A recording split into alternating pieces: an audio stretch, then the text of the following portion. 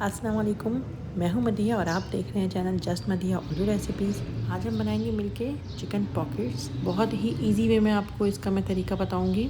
इसको आप side dish में बनाइए, इसको आप लंच में दीजिए, इसको आप पार्टी स्नैक्स में बनाइए। बहुत ही मज़ेदार रेसिपी है ये।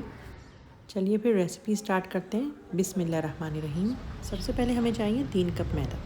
मैदा हम सही से मेजरमेंट करके लेंगे। जो कप्स आते हैं बेकिंग के हम वो यूज़ करेंगे और 3 कप मैदा हम इसमें ऐड करेंगे। उसके बाद हम इसमें ऐड करेंगे 3 चमचे चीनी के। चीनी मैं दानेदार यूज़ कर रही हूँ। अगर आपके पास पाउडर है तो वो भी आप यूज़ कर सकते हैं, मतलब जो घर में पिसी हुई होती है।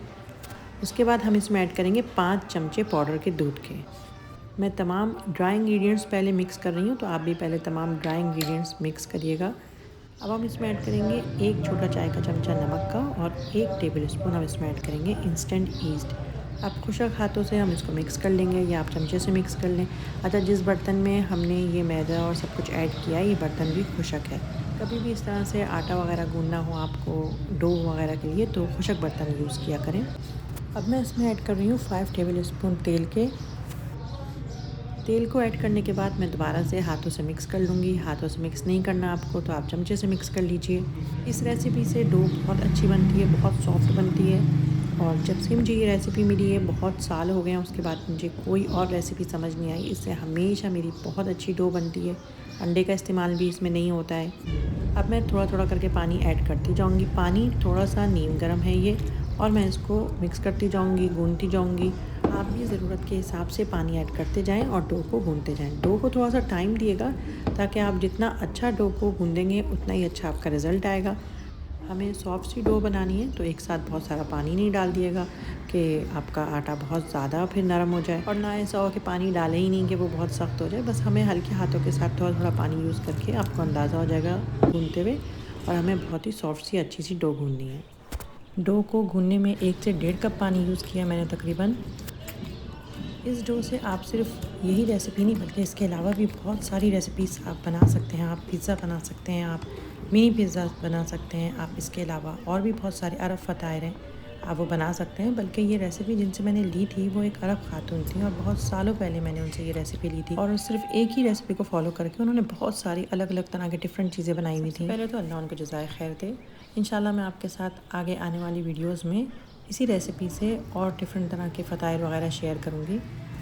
अच्छी से सॉफ्ट सी डो गूंदने के बाद अब मैं थोड़ा सा ऑयल उस बर्तन में लगाऊंगी जिसमें मैं इसको राइस होने के लिए रखूँगी, और थोड़ा सा ऑयल डो के ऊपर भी लगाऊंगी, और फिर मैं इसको अच्छे से कवर कर लूँगी। मैं इसको अच्छे से रैप कर रही हूँ ताकि इसमें हवा ना जाए। आप चाहें तो इसको बहुत अच्छे तरीके से किसी शॉपर से भी कवर कर सकते हैं। अब एक दफ़ा इसको कवर करके आप राइस करने के लिए रख दें, तो फिर ऐसा ना हो कि आप जा कर उसको चेक कर रहे हैं, खोल रहे हैं। बिल्कुल भी नहीं। इसको कम से कम 1 घंटे के लिए आप इसको राइस करने के लिए रख दें, और ठंडा मौसम है तो थोड़ा ज़्यादा टाइम देना पड़ेगा। डो राइस करने के लिए रख दिया। अब हम यहाँ पे फिलिंग रेडी कर लेंगे। 3 चमचे तेल के मैंने लिए, कोई सा भी आप पैन यूज़ करिए।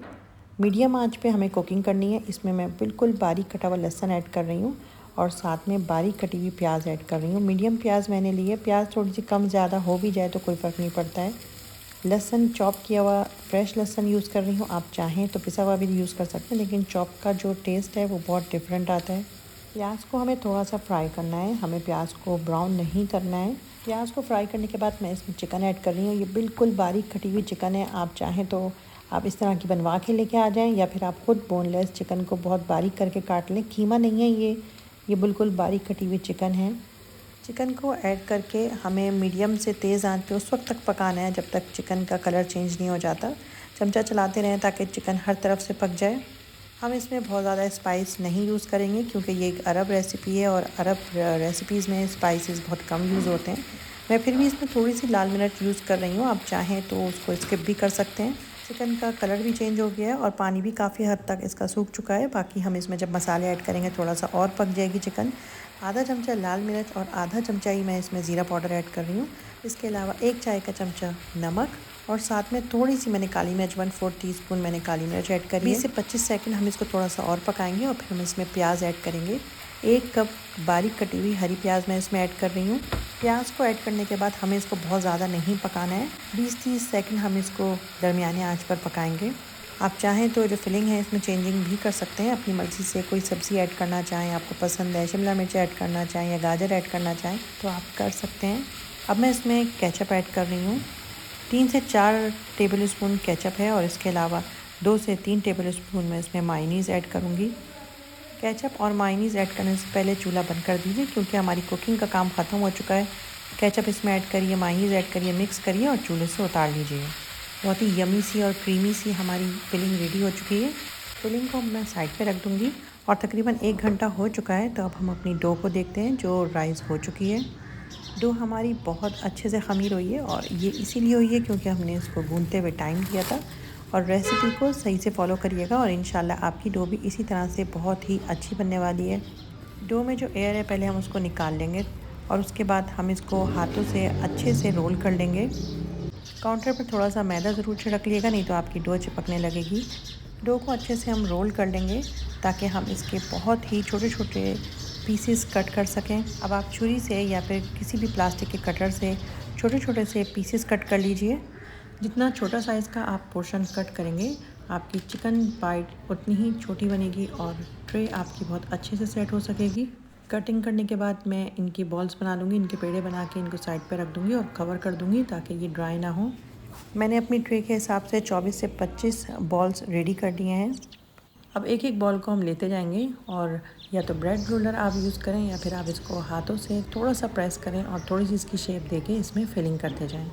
मैंने कुछ डो की बॉल्स को ब्रेड रोलर से रोल करके शेप दी है और कुछ को हाथों से दी है। दोनों बहुत इजी हैं और बहुत आसानी से हो जाएंगे। ज़रूरी नहीं है आपके पास ब्रेड रोलर होना चाहिए।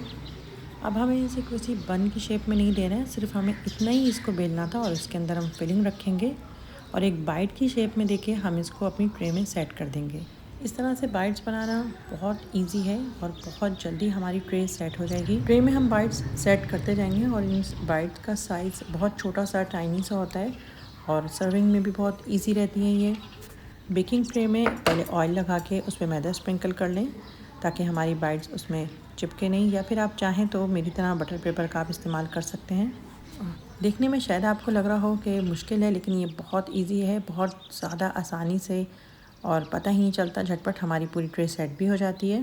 ट्रे सेट होने के बाद हम इसे पहले से गर्म किए हुए ओवन में 20 से 25 मिनट के लिए बेक कर लेंगे। ओवन को मैंने पहले से चलाया हुआ है 180 टेम्परेचर पे।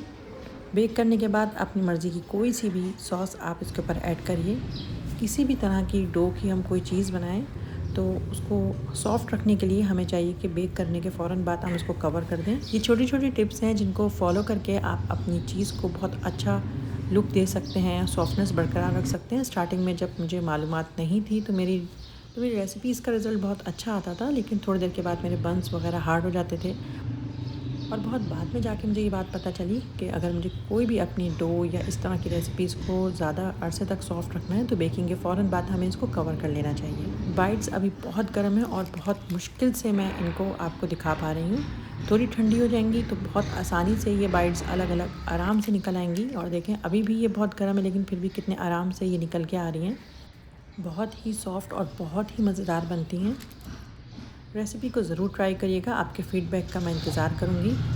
अगर आप चैनल पे न्यू हैं तो वीडियो को लाइक और चैनल को सब्सक्राइब करना ना भूलिएगा। दुआओं में ज़रूर याद रखिएगा। मैं मिलूँगी किसी और रेसिपी के साथ। जब तक के लिए अल्लाह हाफ़िज़।